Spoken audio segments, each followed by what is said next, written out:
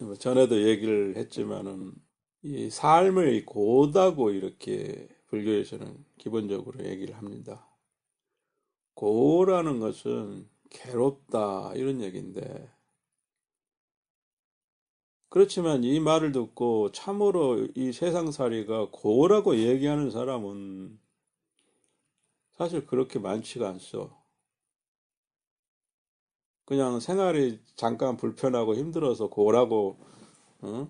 생각을 떠올리기도 하지만 참으로 삶을 발끝에서부터 머리끝머리까지를 철저히 느껴보고 절절하게 고라고 느낄 수 있는 이 인간은 참으로 이렇게 드물다고 하겠습니다. 당연하죠. 이 어떻게 보면 부처님께서 이렇게 사는 것도 즐거운 건데 어떻게 해서 이렇게 고라고 얘기했을까? 괴로움이라고 얘기했을까? 이런 얘기들이 다소 소공이 안 가는 경우도 있지만 그것은 큰 차이가 있습니다. 예를 들어서 눈썹을 뽑아가지고 손바닥 위에 올려놓게 되면은 대부분의 사람들은 손바닥 위에 눈썹이 있는지조차도 알지 못한다는 거죠. 그래서 그것이 눈썹이 고이다라고 얘기하면은 모두가 웃을 거예요. 그렇지만 그 눈썹을 만약에 눈동자 위에 올려놓는다 합시다. 그러면 그 사람은 그 눈썹을 몹시 불편해하고 괴롭다고 얘기할 겁니다. 그래서 이 눈썹을 빨리 눈에서 치우지 않으면 내가 잠을 잘 수도 없고 하루 생활을 제대로 할 수 없을 것이라고 얘기하는 거죠. 이게 고거든요. 이러한 고는 왜 눈 속에 넣으면 이렇게 괴롭다고 얘기하고 손바닥 위에 올려놓으면 이게 있는지 없는지조차도 모르는 걸까? 결국은 그것을 어디에서 느끼느냐 이게 문제죠. 그냥 삶의 표면에서 느낄 때는 나무 등거리로 이렇게 만져보는 것처럼 아무런 감각이 없고 무감각하게 느껴지지만 삶의 저 깊은 곳에서 그것을 바라볼 때는 그것이 눈에 눈썹을 집어 넣는 것처럼 깔끔없고 불편하고 이걸 즉각적으로 느낀다는 건데 그래서 만약에 이걸 고라고 느끼지 않으면 싫어할 이유도 없고 지금 내가 살고 있는 이러한 삶에서 벗어나야 할 이유도 없는 겁니다.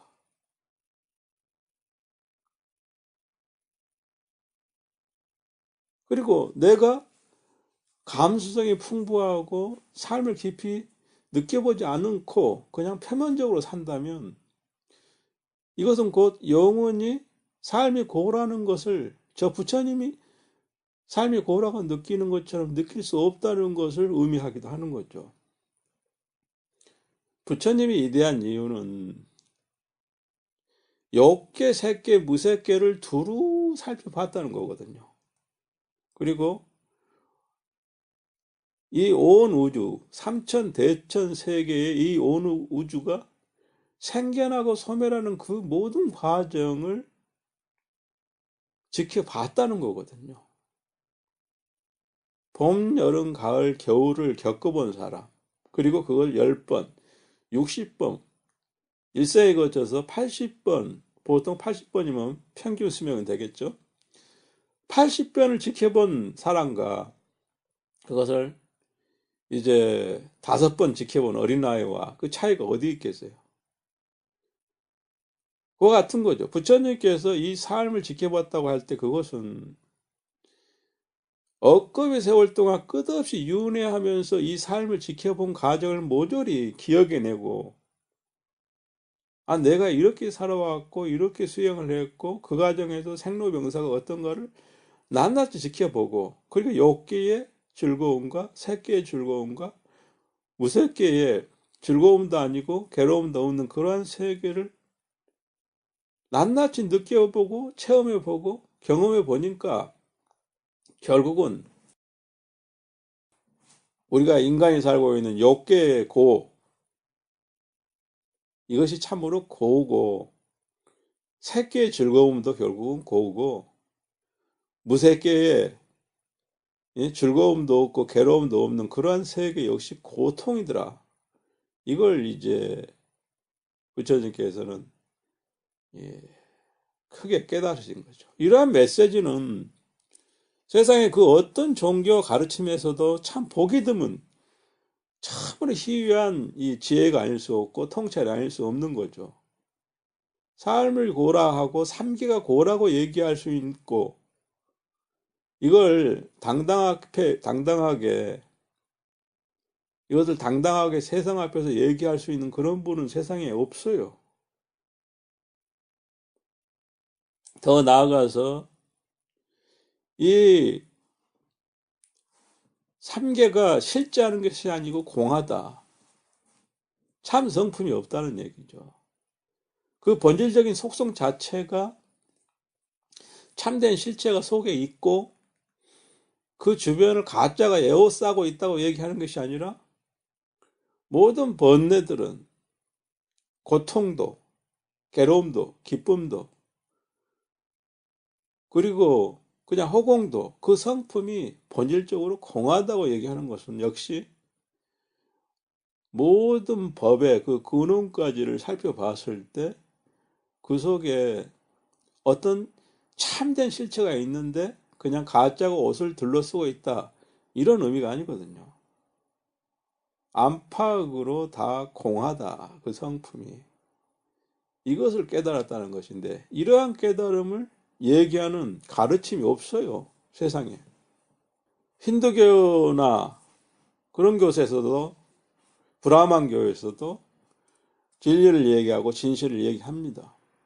그들은 모든 삼라만상 그 모든 것 속에는 실체가 있다고 얘기를 해요. 참된 실체가 있는데 그 실체를 가짜가 이렇게 옷을 뒤집어 쓰고 있다. 번뇌의 옷을 뒤집어 쓰고 있는 것이다. 그래서 번뇌를 걷어내면 그 속에 참된 실체가 있다고 얘기하는데 부처님께서는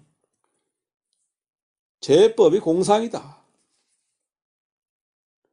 공상이라는 것은 공한 모양이다는 얘기죠. 공하다는 얘기인 것은 실체의 반대말이죠. 진실한 실체의 반대말이죠.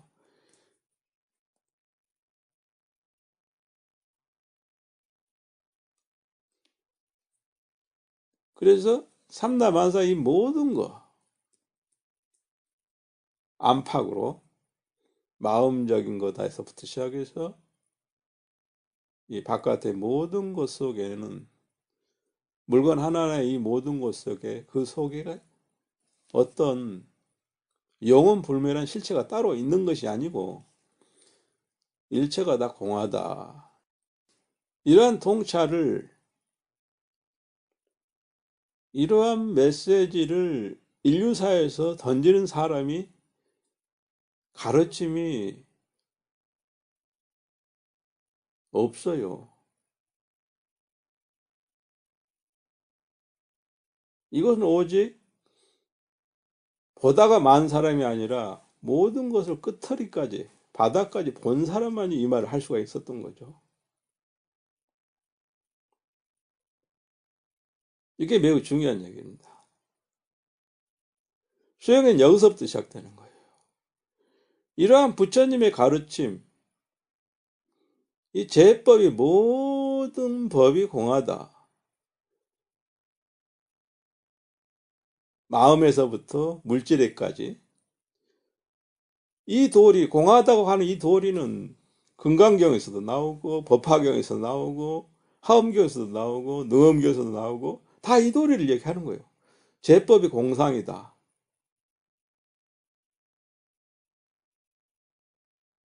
이걸 일단 깊이 내가 아직 정득하지는 못하였지만 정득이라는 것은 부처님 말씀 그대로 내가 몸소 체험해 보는 것이고 깨닫는 걸 말하는 거죠. 정득하지는 못했지만 그 말을 깊이 믿는 것, 신심을 갖는 거죠. 거기서부터 공부가 출발하는 거죠. 그래서 그 신심이 흩어지지 않도록 더욱 열심히 참고를 하고 경전도 보고 법문도 듣고 스스로 사유해보고 생각해보고 그리고 스스로 기도하고 참선하고 연부를 하면서 더욱 이걸 다져가는 게 일종의 이제 수행이 되는 거죠.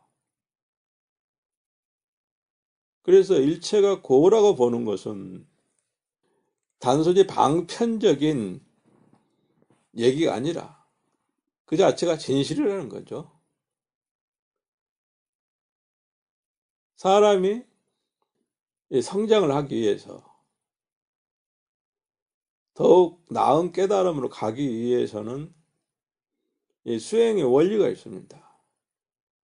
그 원리는 아주 간단한데, 즉 사람은 싫은 것은 던져버리고 버리고 좋은 것은 향해서 가고 흠모하고 기뻐하는 마음을 갖는 것이 결국은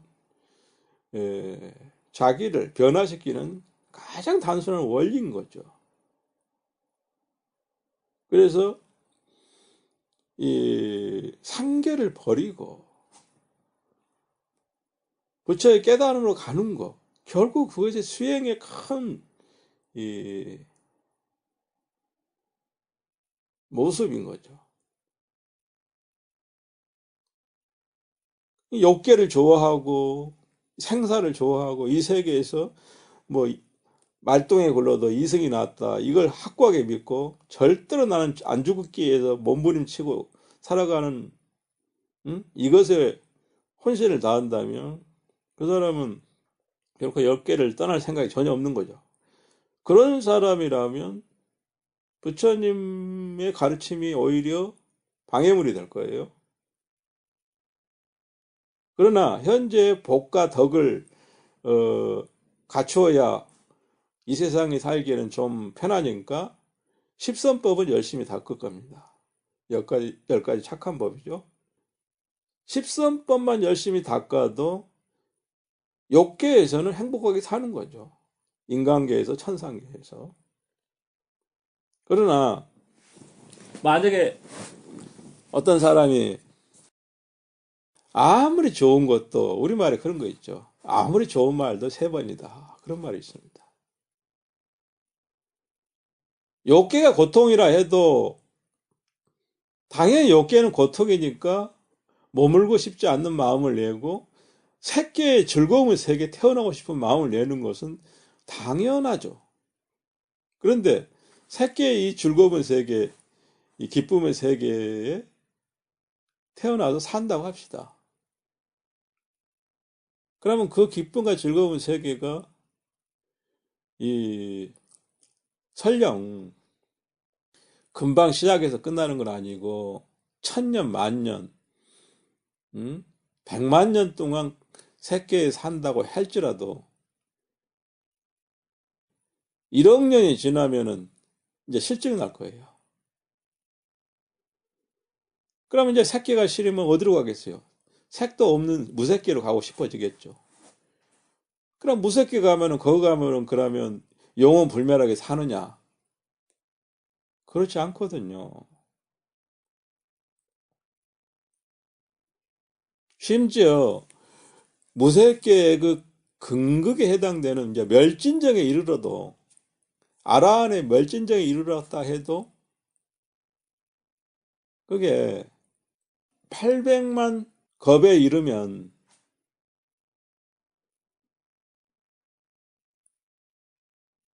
그 멸진정에서 나오게 된다고 그랬어요. 이게 영원한 게 아니란 얘기죠.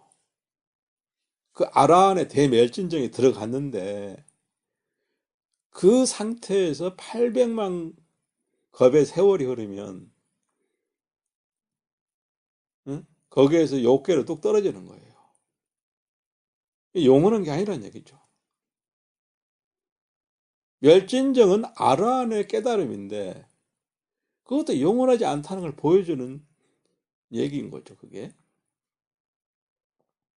그래서 이렇게 삼계인 줄 알고 고통과 즐거움, 그리고 고통도 아니고 즐거움도 아닌 것조차도 싫어하는 마음을 내고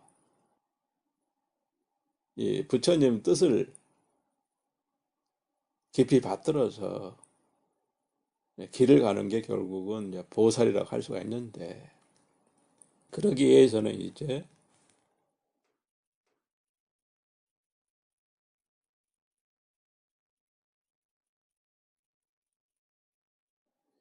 만약에 그렇게 그걸 확실하게 믿었다 합시다. 그러면 어떻게 길을 가야 하느냐? 응? 도대체 어떻게 길을 가요? 거기에 이룰 수 있을 것인가?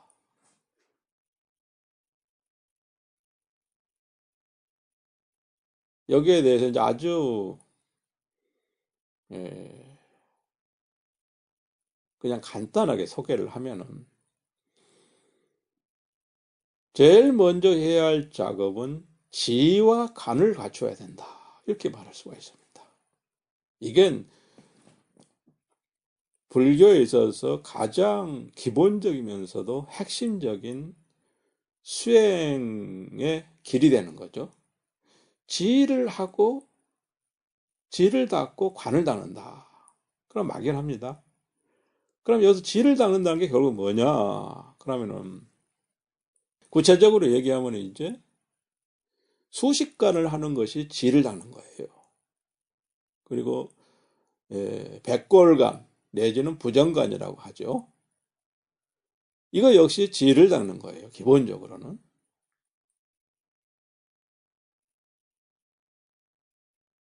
그래서 이 지를 닦음으로써 이제 선정의 힘이 커지는 거죠. 수식관에 대해서는 차후에 다시 살펴볼 날이 있을 것입니다.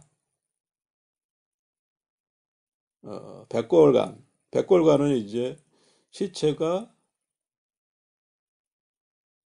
처음에 이제 부풀어 오르는 단계로 시작해서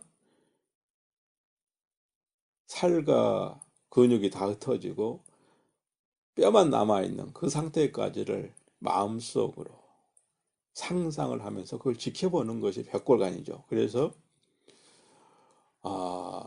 탐착의 마음을 끊는데 아주 좋은 방법이다, 이렇게 얘기를 합니다.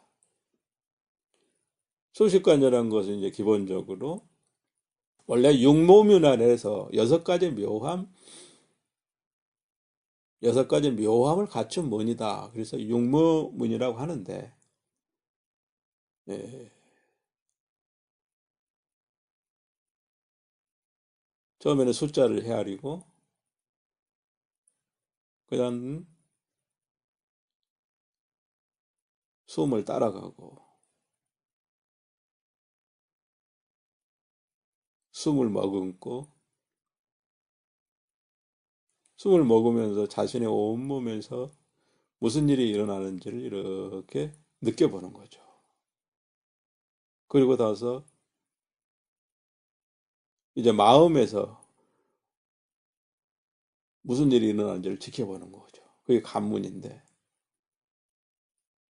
이와 같이 이제 예, 해서 여기에 대한 이제 구체적인 것은 나중에 다시 한번 얘기를 하기로 하고, 수문, 예, 숫자를 헤아리는 걸 수문이라고 그러고, 숫자의 숨을 따라가는 걸 이제 수문이라고 그러죠. 그리고 지문, 관문, 전문, 정문, 이렇게 여섯 가지인데, 이걸 닦음으로 해서 기본적으로 지혜를 수행한다, 이렇게 얘기를 해요. 그러나 비록 이 육모문이 수식관이 지혜를 닦는다고는 하지만 여기에 중도관이 들어가게 되면은 그대로 대승의 수행법이 된다, 중도 수행법이 된다, 이렇게 얘기할 수도 있어요. 아무튼 개략적으로 얘기하자면 불교에서는 기본적으로 이와 같이 수식관과 백골간 내지는 부정관이라고 해요. 깨끗하지 않다고 간하는 방법이다 이 얘기죠. 부정관.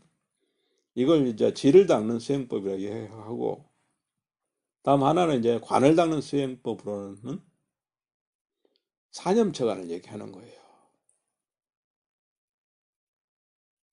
사념처관.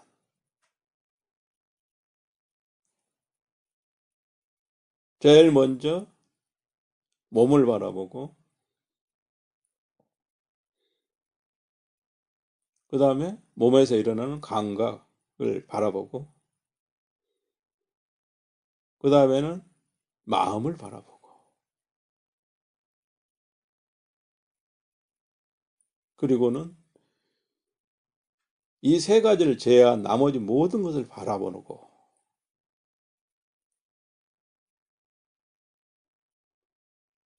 이걸 이제 한자로 얘기하면 신, 몸신자죠. 수, 감각 숫자죠. 감수수, 심, 마음심자죠. 법법자를 쓰는 거죠. 여기서 법은 그러니까 앞에 세 가지를 제외한 나머지 모든 것을 법이라고 한다. 이렇게 기본적으로 정의를 합니다. 이와 같이 사념처 관을 함으로써 지혜에 머물러서 지혜에서 이제 아예 안주하는 것을 막고 더욱 나아가서 이 스스로를 업그레이드하고 더욱 열린 세계로 나아가게 하는 그것은 지혜의 힘이 아니라 바로 관의 힘에 있다. 그러니까 사념처 관을 하는 거죠. 사념처 관을 하는 것은 결국은 뭐냐 하면은 일체가 결국은 고통이다. 그래서 그 고통을 버리고 고통이 아닌 대로 나아가게 해주는 원동력이다. 이렇게 볼 수가 있는 거죠. 그러려고 하면은 결국은 이 일체의 고통을, 일체의 삶을 우선 욕계부터 봐야죠. 아직 욕계의 탐진치를 끊어내지도 않았으면서 색계, 무색계로 가서 그걸 보겠다고 하는 것은 순서에 조금 안 맞죠. 그러니까 욕계의 탐진치를 보고 이게 고통이다. 깨끗하지 않는 것이다. 공허한 것이다. 여기에는 참된 나가 없다. 이렇게 볼 수 있다면 그건 이미 이 사념처관을 잘 하고 있는 거죠. 그런데 반대로 이 부처님께서는 모든 성인들은 고통이라고 얘기하는 이 욕계의 삶을 즐거운 것이다. 기쁜 것이다. 영원한 것이다. 깨끗한 것이다. 이렇게 보는 것을 전도라 그러죠. 뒤집어졌다는 얘기죠. 부처의 견해와는 반대로 보고 있는 것이다. 이렇게 얘기를 하는 거거든요. 그래서 전도망상이라고 그러죠. 이 욕계를 고라고 보는 것은 이 총체적으로 표현한 말이고,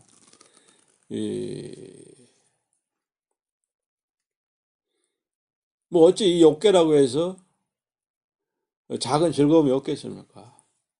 근데 그 작은 즐거움에 목숨을 걸고 큰 고통을 예면하는 것이 일반적이죠.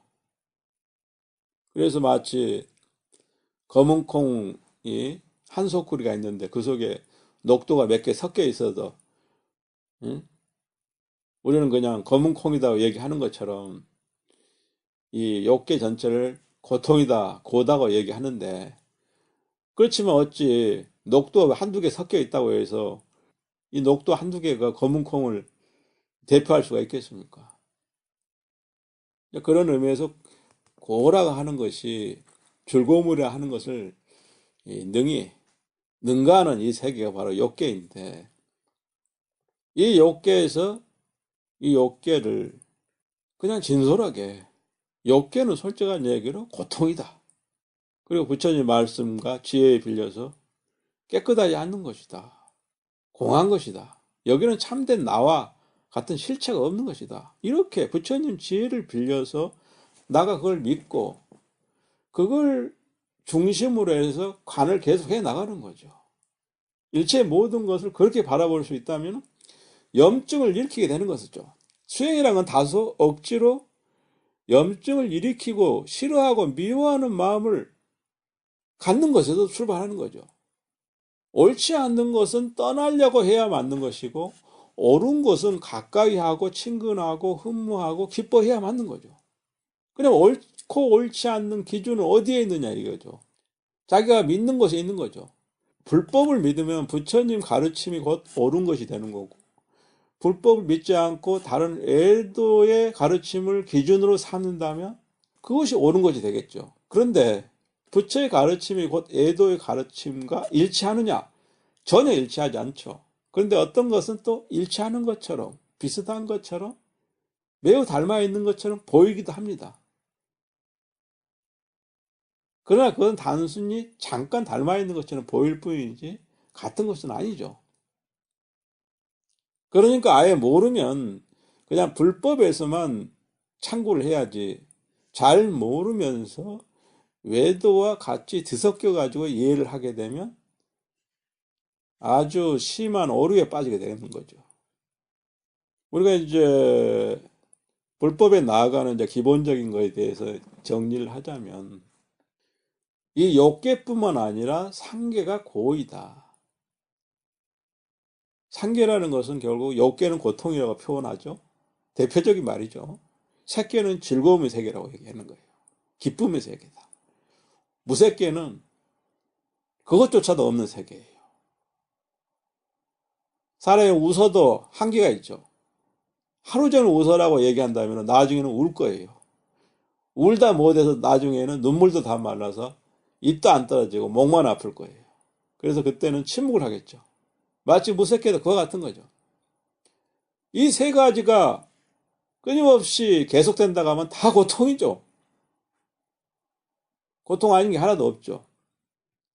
근데 그것을 잠깐 맛보기 때문에 그게 고통인지 모르는 거예요. 기쁨의 바다, 즐거움의 바다, 오르가즘의 바다에서 매일 헤엄친다고 생각하면 그게 고통이 아닐 수가 없어요. 나중에는 지겨운 거죠. 그것도 지겨운 거죠. 우리는 거기까지 맛을 못 보니까 잠깐씩 맛보니까 그것이 즐거움 같고 그걸 추구하는 거죠. 이런 추구하는 마음이 있기 때문에 결국은 사념처에서 심수, 심법에서 수, 느끼는 감각이라는 것이 의미심장해지는 거죠. 왜? 수라는 것은 느끼는 건데 뭘 느끼느냐? 고통을 느끼고 기쁨을 느끼고 그리고 무덤덤함을 느끼는 거거든요. 그걸 결국 추구하기도 하고 향하기도 하고 등지기도 하는 거죠. 그걸 느끼려면 몸이 필요한 거죠. 더 나아가서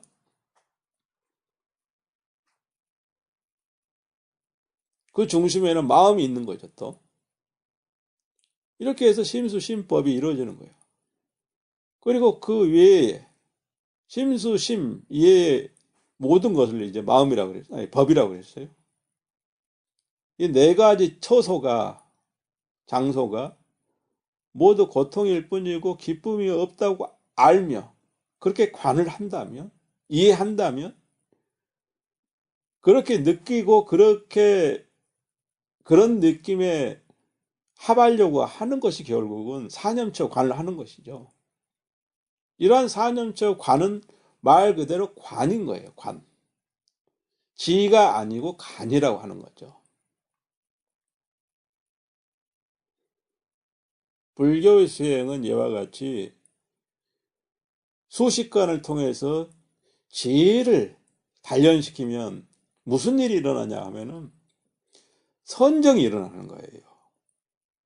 욕계에서는 욕계정이 일어나는 거고 색계에서는 색계 사선정이 일어나는 거죠.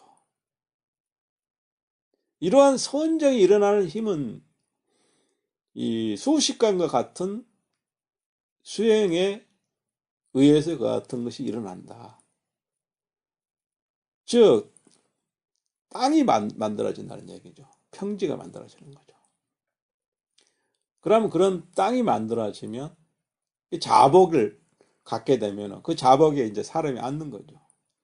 자복에 눕는 거 아니라 벌떡 일어나서 앉아서 이 자리를 살피는 거죠. 내가 지금 앉아있는 이 자리는 괴로움인가 즐거움인가, 아니면 괴로움도 아니고 즐거움도 아닌 곳인가, 이걸 살피는 거죠. 그게 관인 거예요. 그래서 괴로움도 아니고 즐거움도 아니고 이것을 모두 떠날 수 있도록 자기를 이끌고 가는 거죠. 그 간의 힘에 의해서. 즉 괴로움에도 머물지 않고 즐거움에도 머물지 않고 그냥 고요와 정적에도 머물지 않는 것이죠. 그게 관인 거죠. 지라는 것은 지금 내가 앉아있는 양탄자 해당되는 거죠. 양탄자가 바닥에 있으면 욕개고, 양탄자가 하늘에 있으면 천상계가 되는 거죠. 새끼에 있으면 새끼가 되는 거죠. 무새끼에 있으면 무새끼가 되는 거예요. 이 양탄자가 어떤 위치에 있느냐, 이걸 결정하는 것은 결국은 지혜를 닦는 것, 그 수행에 달려있다, 이렇게 얘기할 수가 있다는 거죠. 이것이 이제 불교에서 가장 기본적으로, 그리고 욕계에서 시작할 수 있는 수행법이다. 그래서 지와 간은 이와 같은 수식관과 같은 거, 내지는 사념적 관을 하는 것과 같은 이와 같은 구체적인 방편을 통해서 지와 간을 단련시켜 나간다. 이렇게 보시면 불교의 토대를 마련하는 것이 매우 무난하고, 그리고 점진적으로 앞으로 더욱 나갈 수 있는 훌륭한 토대를 마련해 간다, 이렇게 말할 수 있겠습니다.